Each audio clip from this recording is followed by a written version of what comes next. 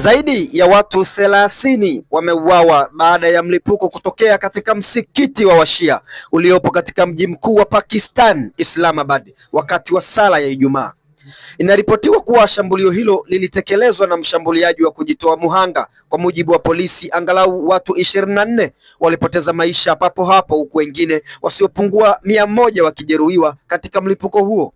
Hospitali mbalimbali zimewataka wananchi kujitokeza kuchangia damu ili kusaidia majeruhi.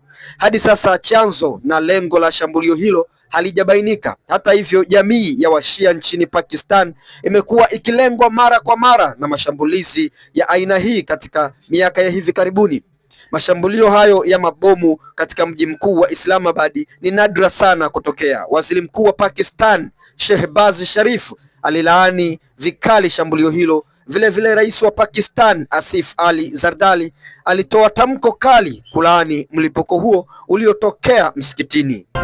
Rais Zardari alisema kuwa kuwalenga raia wasio na hatia ni kosa dhidi ya binadamu.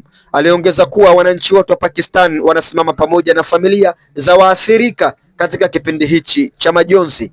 Basi hizo ni taarifa ambazo zimetokea kule nchini Pakistan katika mji wa Islamabad, ambapo katika sala ya Ijumaa shambulizi lilitokea katika msikiti na kuua watu wapatao 30, huku wengine zaidi ya 100 wakiwa wamejeruhiwa. Familia ya Makumba International News inatoa pole kwa wale wote waliofikwa na msiba huo. Endelea kufuatilia Makumba International News kwa ajili ya habari za kimataifa, siasa, uchumi pamoja na teknolojia.